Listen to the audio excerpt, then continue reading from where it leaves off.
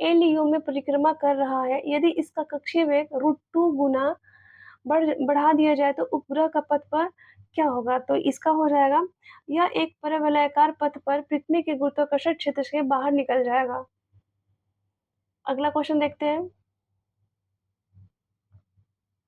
देखिए next question है, pH पैमाने और बफर बिलियन के संदर्भ में निम्नलिखित कथनों पर विचार करिए। 100 डिग्री सेंटीग्रेड पर शुद्ध जल का पीएच 7 से कम होता है, फिर भी यह रासायनिक रूप से उदासीन रहता है। सही बात है। मानव रक्त का पीएच मुख्य रूप से कार्बोनिक एसिड बाइकार्बोनेट बफर प्रणाली द्वारा 7.35 और 7.45 के बीच नियंत्रित रहता है। ये बात भी सही है। अम्लीय बफर विलयन में थोड़ी मात्रा में प्रबल अम्ल मिलाने पर इसका पीएच तेजी से घट जाता है। गलत है। बफर विलयन में थोड़ी सी मात्रा में प्रबल अम्ल या क्षार मिलाने पे तीव्र परिवर्तन का विरोध करता है। तो इसने क्या पूछा है? सही पूछा है, तो ऑप्शन ए हो जाएगा। एक और दो सत्य है। चलिए अगला क्वेश्चन देखते हैं। धातु तत्व है और उसका मुख्य अयस्क है। देखिए एल्युमिनियम का हो जाएगा हॉल हेरोल्ड इलेक्ट्रोलाइटिस रिडक्शन हो जाएगा, और लोहा का ब्लास्ट फर्नेस अपचयन, सीसा का हो जाएगा प्रगलन, और तांबे का हो जाएगा भर्जन। इस प्रकार ऑप्शन ए हो जाएगा सही जवाब। अगला क्वेश्चन है, हेक्सामेथिलीन डाइमीन और एडिपिक एसिड के संघनन बहुलीकरण द्वारा कौन सा बहुलक निर्मित होता है जिसके बहुलक श्रृंखला में एमाइड लिंक होते हैं? नाइलॉन 6.6 होता है। अगला है क्वेश्चन, कवक और जीवाणु वृद्धि को रोकने के लिए फलों के रस, अचार और वातित शीतल पेय जैसे अम्लीय खाद्य पदार्थों में खाद्य परिरक्षक के रूप में किस रासायनिक यौगिक का व्यापक रूप से उपयोग किया जाता है? तो सोडियम बेंजोएट का उपयोग किया जाता है। अगला क्वेश्चन देखते हैं। आवर्त सारणी में आवर्त प्रवृत्तियों के संबंध में निम्नलिखित कथनों पर विचार करें और सही कथन का चयन करना है। चलिए देखते हैं 26 नंबर क्वेश्चन। पहला है, विद्युत ऋणात्मकता आवर्त में बाएं से दाएं बढ़ती है और वर्ग में ऊपर से नीचे घटती है। सही बात है। क्लोरीन की इलेक्ट्रॉन लब्धि एंथैल्पी इलेक्ट्रॉन बंधुता फ्लोरीन की तुलना में अधिक ऋणात्मक होती है। सही है। नाइट्रोजन की प्रथम आयनन एंथैल्पी स्थिर अर्धभरे पी कक्षक के कारण ऑक्सीजन से अधिक होती है। ये बात भी सही है। तो तीनों बात सही है, तो इसमें हो जाएगा ऑप्शन डी हो जाएगा। 1 2 3 तीनों सही है। अगला क्वेश्चन देखते हैं। कथन और कारण है, जंग को रोकने के लिए गैल्वेनीकरण की प्रक्रिया में लोहे की चादर पर जस्ते की परत चढ़ाई जाती है। सही बात है। जस्ता का मानक अपचयन विभव लोहे से कम होता है, जिससे सतह पे खरोंच आने पर भी यह बलिदानी एनोड के रूप में कार्य करता है। सही बात है। ए और आर सत्य है और आर ए की सही व्याख्या कर रहा है। अगला क्वेश्चन है, जब पानी में नमक NaCl मिलाया जाता है तो शुद्ध पानी की तुलना में बनने वाले विलयन में क्वथनांक और हिमांक पर क्या प्रभाव पड़ता है? तो क्वथनांक बढ़ता है और हिमांक घटता है। चलिए अगला क्वेश्चन देखते हैं। मौसम अवलोकन गुब्बारों को भरने के लिए हाइड्रोजन गैस की तुलना में हीलियम गैस को प्राथमिकता क्यों दी जाती है, जबकि हाइड्रोजन में उठाने की क्षमता अधिक होती है? तो देखिए हीलियम रासायनिक रूप से निष्क्रिय और अज्वलनशील है, जो दहन से सुरक्षा सुनिश्चित करता है, इसलिए। अगला क्वेश्चन देखते हैं। हरित लवक और सूत्रकर्णिका के संदर्भ में निम्नलिखित कथनों पर विचार करें, कौन सा कथन सही है? देखिए इसका सही, दोनों कोशिकांग का अपना वृत्ताकार डीएनए और 70 राइबोसोम होता है। सही है। दोनों कोशिकांग अर्धस्वायत्त है और अपने स्वयं के कुछ संरचनात्मक प्रोटीन का संश्लेषण करते हैं। सही बात है। दोनों कोशिकांग एकल फास्फोलिपिड द्विसतह झिल्ली से घिरे होते हैं। ये बात गलत है, क्योंकि ये एकल नहीं, ये हो जाएगा दोहरी झिल्ली से।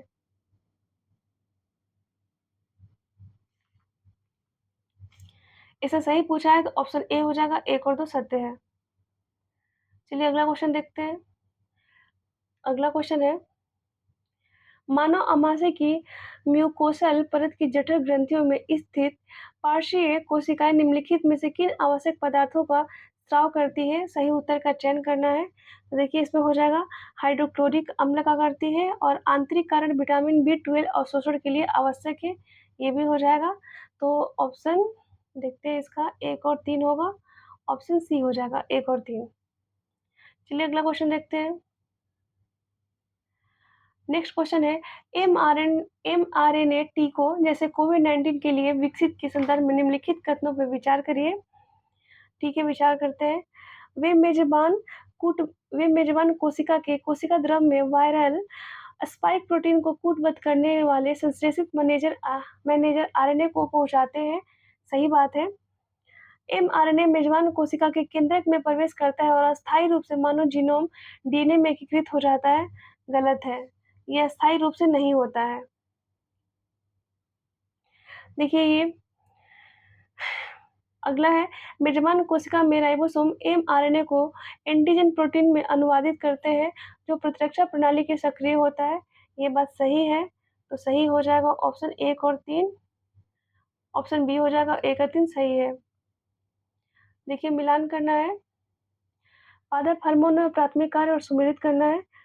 तो पहला हो जाएगा ऑक्सिन हो जाएगा शीर्ष प्रमुखता और कोशिका दीर्घन को बढ़ाना। जिब्रेलिन हो जाएगा पर्व के दीर्घन और बीज अंकुरण को बढ़ावा देना। साइटोकाइनिन कोशिका विभाजन को बढ़ावा देना और पत्तियों के बुढ़ापे को रोकना है। एस्बेसिक एसिड हो जाएगा जल तनाव के समय रंध्रों को बंद करना। तो इस प्रकार इसका हो जाएगा ऑप्शन ए 2-4-1-3। अगला क्वेश्चन देखते हैं। न्यूरोसिस्टिसरकोसिस एनसीसी को जो विकासशील देशों में मृगी का एक प्रमुख कारण है, केंद्रीय तंत्रिका तंत्र में किस परजीवी की लार्वा के संक्रमण से होता है? तो टीनिया सोलियम से होता है, पर्क फीता कृमि से होता है। पर्क फीता कृमि। अगला क्वेश्चन देखते हैं। केंद्रीय तंत्रिका तंत्र में संवेदी अभिवाही तंत्रिका का आवेग मेरुरज्जु में कहाँ प्रवेश करते हैं और प्रेरक अपवाही तंत्रिका आवेग कहाँ से बाहर निकलते हैं? तो इसका हो जाएगा संवेदी आवेग पृष्ठ मूल द्वारा प्रवेश करते हैं और प्रेरक आवेग अधर मूल द्वारा बाहर निकलते हैं। अगला क्वेश्चन देखते हैं। वो पारस्परिक क्रिया जिसमें एक जीव दूसरे जीव को मारकर खा जाता है क्या कहलाता है? तो वो परभक्षण कहलाता है। नेक्स्ट क्वेश्चन है, अग्नाशय की लैंगर-हैंस की दीपिकाओं में अल्फा कोशिकाओं द्वारा कौन सा हार्मोन स्रावित होता है जो यकृत में ग्लाइकोजेनोसिस को प्रेरित कर रक्त शर्करा का स्तर बढ़ाता है? तो ये हो जाएगा ग्लूकागोन। अगला क्वेश्चन हो जाएगा, रुधिर वर्ग ए वाला पुरुष रुधिर वर्ग बी वाली महिला से विवाह करता है, उनके जैविक संतान को कौन सा संभावित रुधिर वर्ग विरासत में मिलते हैं? तो ये मिलता है, देखिए इसमें हो जाएगा सब मिल जाएगा, रुधिर वर्ग ए बी और वो सभी होगा। अगला क्वेश्चन देखते हैं।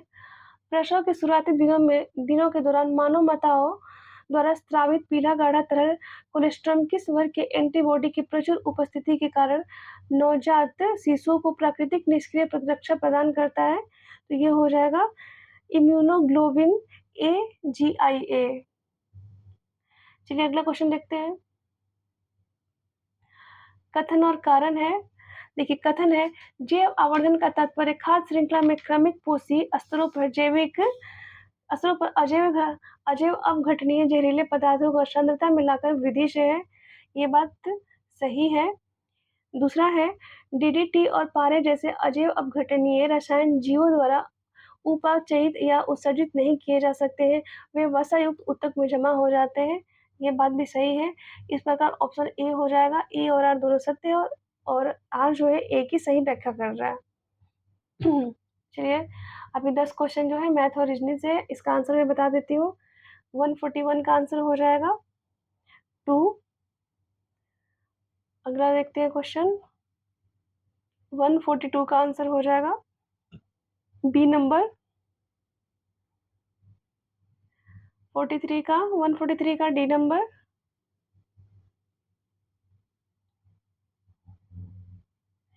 144 का आंसर हो जाएगा 9% और 145 का हो जाएगा 1260 डी। 146 का हो जाएगा 12 दिन ए, और इसमें वो 147 का हो जाएगा ऑप्शन ए 537। 148 का हो जाएगा ऑप्शन ए 30, और 149 का हो जाएगा ऑप्शन ए, और 150 का हो जाएगा ऑप्शन सी। दोस्तों, ये हमारा टेस्ट का 150 क्वेश्चन समाप्त होता है। वीडियो पसंद आए तो लाइक करिए, प्लीज़ चैनल को सब्सक्राइब करिए, बने रहिए हमारे साथ। ऐसे बहुत सारे आपको वीडियो मिलते रहेंगे, बीपीएससी का टेस्ट सीरीज मिलता रहेगा। धन्यवाद।